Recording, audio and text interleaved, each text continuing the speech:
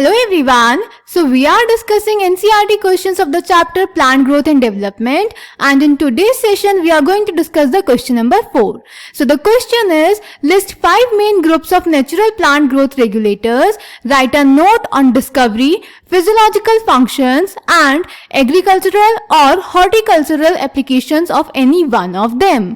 तो बेटा इस क्वेश्चन में आपको प्लांट ग्रोथ रेगुलेटर्स के मेन 5 ग्रुप्स के नाम बताने हैं और उनमें से किसी एक की डिस्कवरी, फिजियोलॉजिकल फंक्शंस और एग्रीकल्चरल और हॉर्टिकल्चरल एप्लीकेशंस के बारे में बताना है. So let's check the answer. तो बेटा प्लांट ग्रोथ रेगुलेटर्स के मेन 5 ग्रुप्स हैं इंडोल कंपाउंड्स जो कि ऑक्सिन की कैटेगरी में आते हैं, जैसे इंडोल 3 एसिटिक एसिड जिसको शॉर्ट में हम IAA बोलते हैं. देन एडेनिन डेरिवेटिव्स जो कि होते हैं साइटोकाइनेंस जैसे कि N6 furfuryl aminopurine and kinetin. Then third is derivatives of carotenoids जैसे कि एब्सिसिक एसिड जिसको शॉर्ट में ABA बोलते हैं. देन टर्पीन्स जो कि होते हैं जिब्रेलिक एसिड एग्जांपल GA3 और गैसेस जैसे कि इथाइलिन दैट इज C2H4.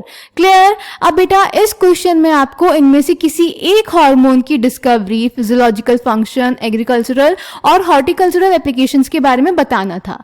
पर बेटा इस वीडियो में यहाँ पे हम सारे 5 हार्मोन्स के बारे में डिस्कस करेंगे क्योंकि हमें चैप्टर में सारे 5 हार्मोन्स के बारे में पढ़ना है और हमारे एग्जाम में भी किसी के भी बारे में आ सकता है. तो इस वीडियो में मैं आपके साथ पूरे 5 हार्मोन्स के बारे में डिस्कस करूंगी.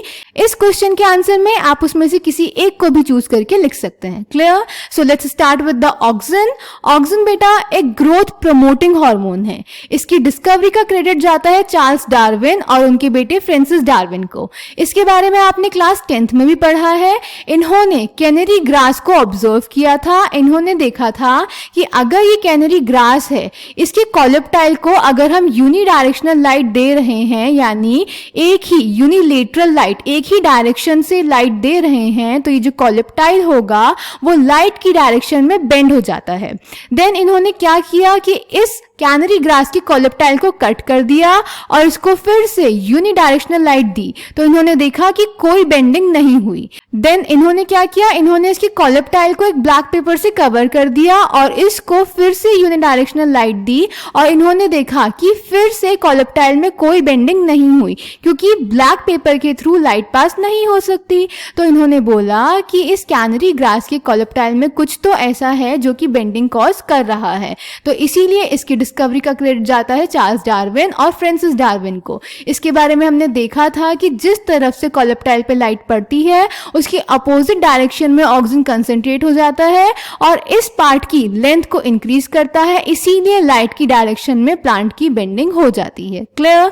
देन अगर आइसोलेशन की बात करें तो आइसोलेशन का क्रेडिट जाता है FW वेंट को जिन्होंने ओट सीडलिंग में इसको आइसोलेट किया था. Clear. So oxygen was discovered by the observation of Charles Darwin and his son Francis Darwin when they observed that the coleoptiles of canary grass responded to unilateral illumination by growing towards the light source, that is phototropism.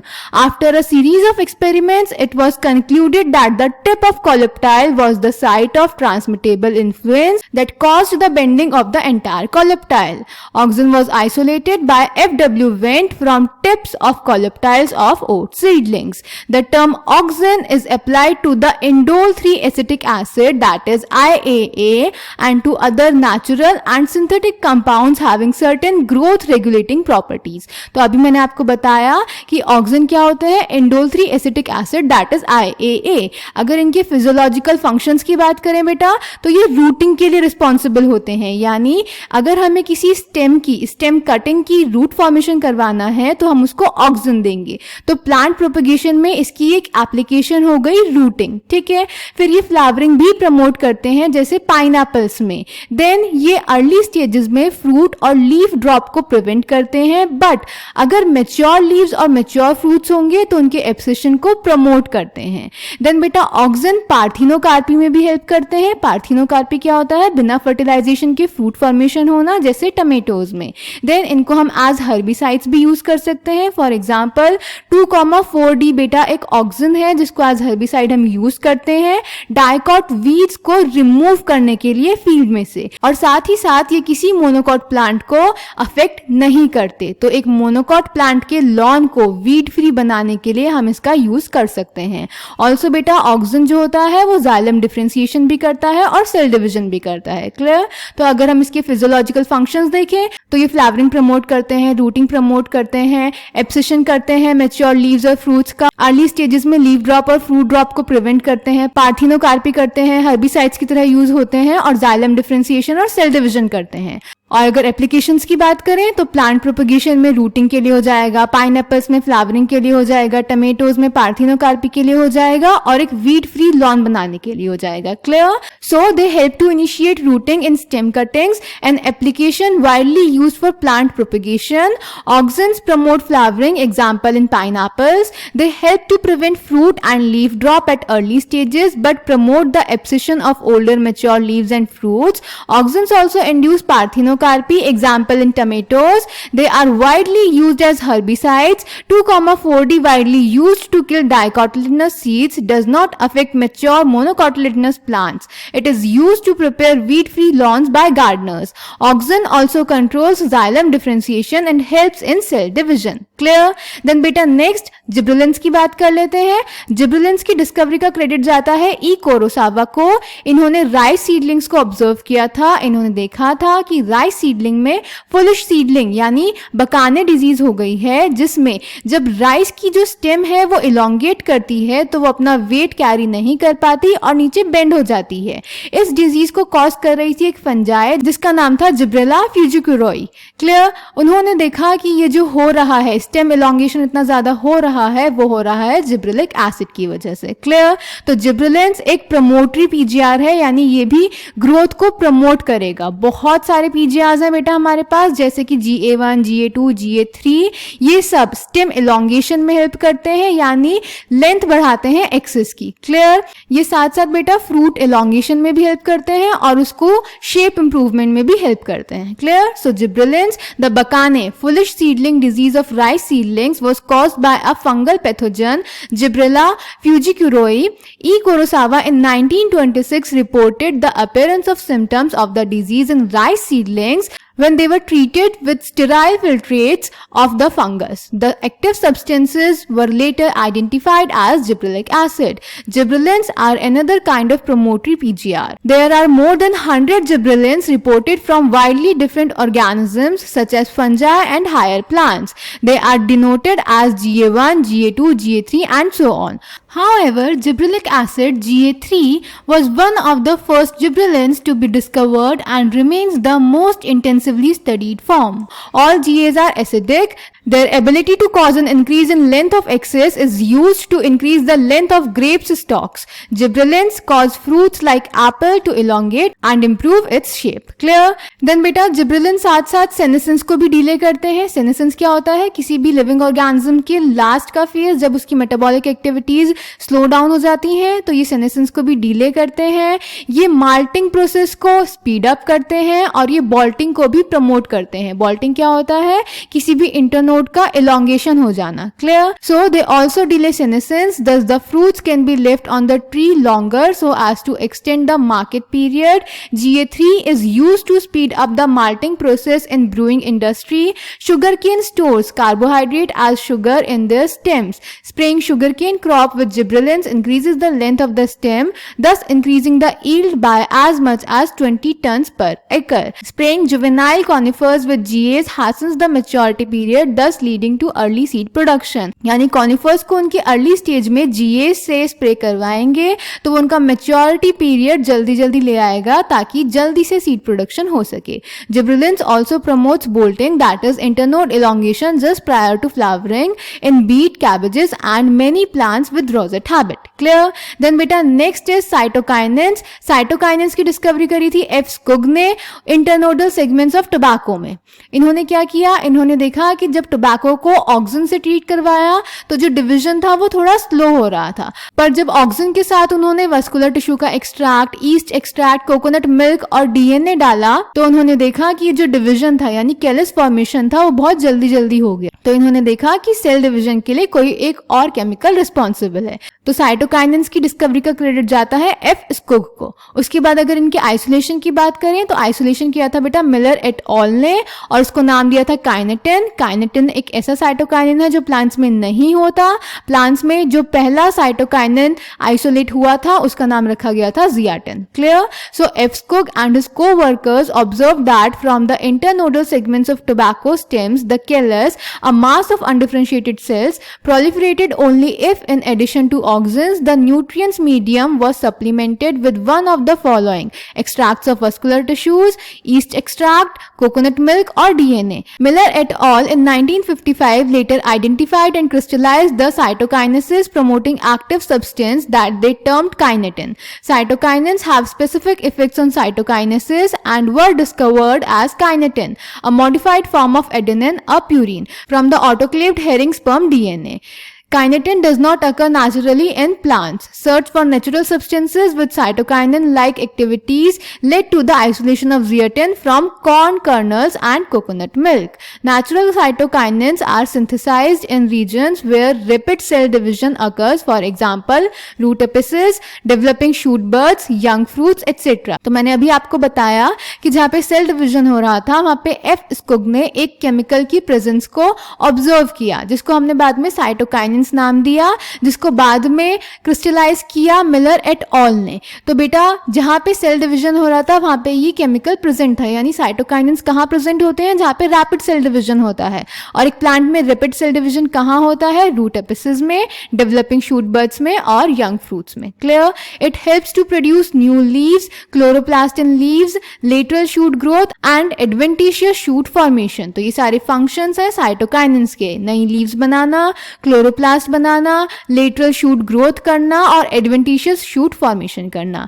Cytokinins help overcome the apical dominance. Apical dominance जो कि auxin करता है कि apices की ही growth होती जा रही है और लेटरल ग्रोथ नहीं हो रही है, तो उसको ओवरकम करने में साइटोकाइनिन हेल्प करता है क्योंकि ये लेटरल शूट ग्रोथ को प्रमोट करता है। They promote nutrient mobilization which helps in the delay of leaf senescence. Nutrients के मोबिलाइजेशन में, ट्रांसपोर्ट में भी हेल्प करते हैं जिससे कि लीफ सेनेसेंस को डिले किया जा सकता है। क्लियर? देन बेटा नेक्स्ट इज इथाइलिन। इथाइलिन को डिस्कवर किया था एच कजिन्स ने 1910 में। उन्होंने एक वोलेटाइल सब्सटेंस की प्रेजेंस देखी थी राइपेंड ऑरेंजेस में जो कि अनराइप्ड बनानास की राइपनिंग को फास्ट कर दे रहा था, प्रमोट कर रहा था। Clear? So H cousins in 1910 confirmed the release of a volatile substance from ripe oranges that hastened the ripening of stored unripe bananas. Later, this volatile substance was identified as ethylene, a gaseous PGR. Clear?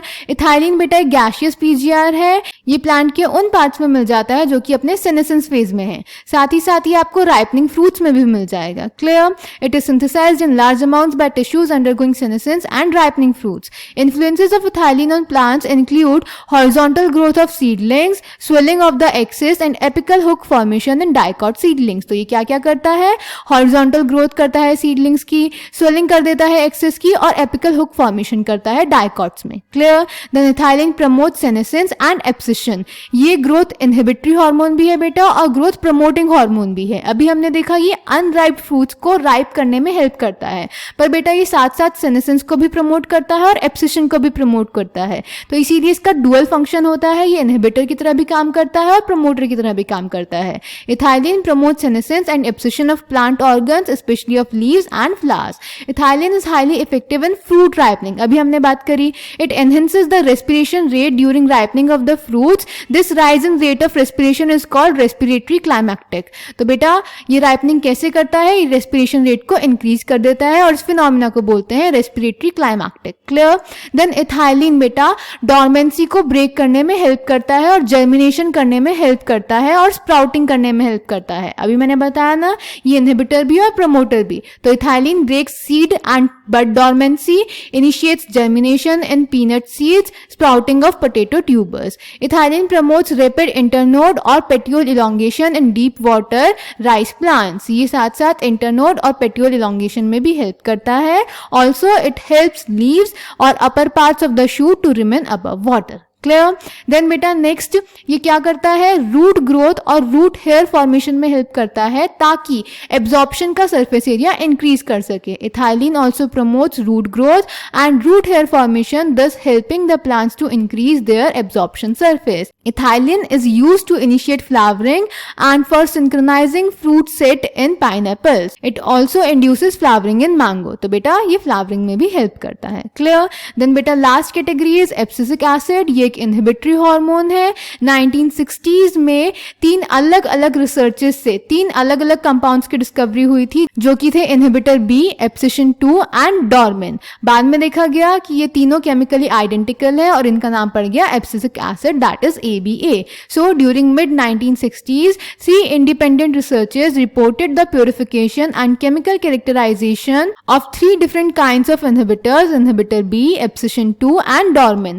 Later all the 3 were proved to be chemically identical. It was named abscisic acid, that is ABA. Then abscisic acid का role होता है बेटा abscission और dormancy में, यानी ये abscission और dormancy को प्रमोट करता है, यानी ये एक इनहिबिटर है. ठीक है, ये प्लांट मेटाबॉलिज्म को इनहिबिट कर देता है, सीड जर्मिनेशन को इनहिबिट कर देता है, स्टोमेटा के क्लोजर में हेल्प करता है और प्लांट्स को टॉलरेंट बनाता है अलग अलग स्ट्रेसेस के, इसीलिए इसको स्ट्रेस हार्मोन भी बोलते हैं. ये सीड डेवलपमेंट, मैच्योरेशन और डॉर्मेंसी में बहुत ही इंपॉर्टेंट रोल प्ले करता है. ये डॉर्मेंसी इंड्यूस करता है ताकि जो सेल है वो डेसिकेशन को प्रिवेंट कर सके, उसको विदस्टैंड कर सके अनफेवरेबल ग्रोथ कंडीशंस में. क्लियर. ये जीएस का एंटागोनिस्टिक होता है. अभी हमने देखा जिब्रेलिन्स जो होते हैं वो सीड जर्मिनेशन को प्रमोट करते हैं और जो एबी होते हैं वो सीड डॉर्मेंसी को प्रमोट करते हैं, इसीलिए ये दोनों एंटागोनिस्टिक होते हैं, एक दूसरे के अपोजिट होते हैं, एक दूसरे के अपोजिट फंक्शन परफॉर्म करते हैं. Clear. So abscisic acid ABA was discovered for its role in regulating abscission and dormancy. It acts as a general plant growth inhibitor and an inhibitor of plant metabolism. ABA inhibits seed germination. ABA stimulates the closure of stomata and increases the tolerance of plants to various kinds of stresses. Therefore, it is also called the stress hormone. ABA plays an important role in seed development, maturation and dormancy. By inducing dormancy, ABA helps seeds to withstand desiccation and other factors unfavorable for growth. In most situations, ABA acts as an antagonist to GAs. Clear बेटा. तो यहाँ पे हमने सारी 5 categories discuss कर ली plant growth regulators की. इसमें से आपको पढ़नी तो सारी हैं, बट इस पर्टिकुलर क्वेश्चन के आंसर में आप किसी भी एक हार्मोन के बारे में लिख सकते हैं. मैंने यहाँ पे सारे पॉइंट्स एक साथ मेंशन करे हैं. अगर आप चाहें तो इनको अलग अलग हेडिंग्स बनाकर भी लिख सकते हैं. आप पूरे 5 हार्मोन्स की एक टेबल बना सकते हैं ताकि आपको ये हार्मोन्स इजीली याद हो जाए, कंपेयर करने में भी आपको इजी रहेगा. Clear. So I hope this question is clear to you. Thank you.